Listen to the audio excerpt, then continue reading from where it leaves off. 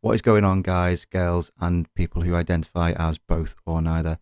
Apologies at the top of this video for my sore throat, but we'll power on through regardless. So today we're going to look at 10 bands that you should see at Download Festival 2023. Now, I've purposely not picked any what you'd call logo bands, which means that on the poster you wouldn't have any stage headliners or main supports. So these are 10 bands, smaller bands, some that you might not have heard of before, but 10 bands that definitely deserve a chance at this year's festival. All the times that I'm about to give in this video are only frames of reference from last year's festival. These set times for this year's festival haven't been released yet, so take them with a pinch of salt, but this is kind of when you can expect to see them. Starting us off strong is Bob Vylan. Now, I love Bob Vylan. I'm not even going to tell you why you need to see them. I'm just going to show you this clip from 2000 Trees last year. If it's in line with last year's festival, it'll be 5:20 until 6 o'clock on the third stage on the Saturday. So they might clash with Alexis on Fire, I believe. Some people have been waiting a long time to see them.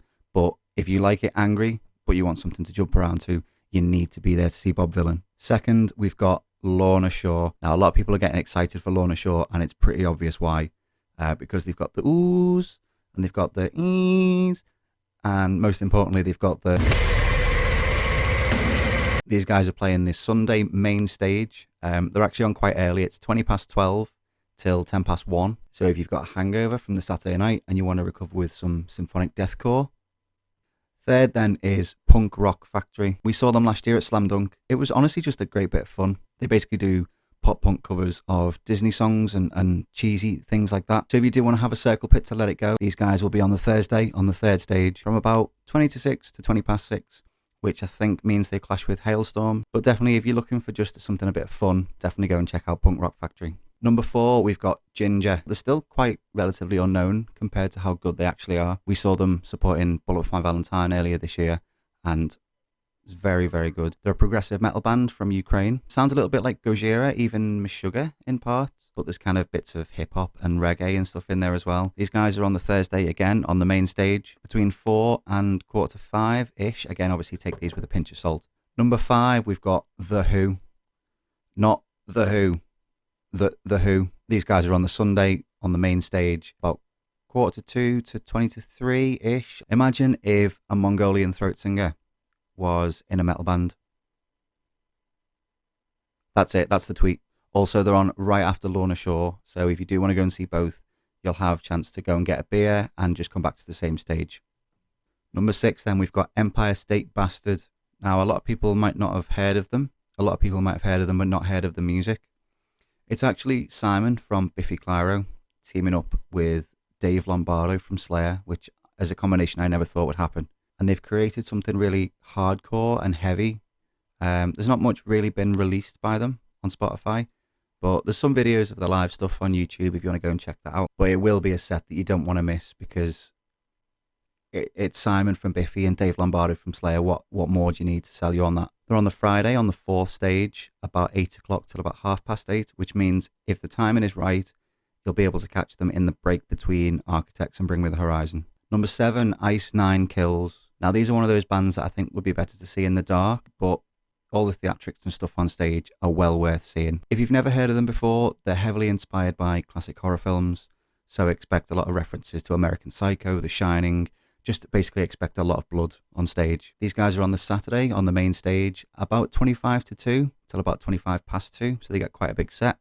Number 8, a band that I'm really excited about, Haken. They're a progressive metal band that go anywhere from gent to jazz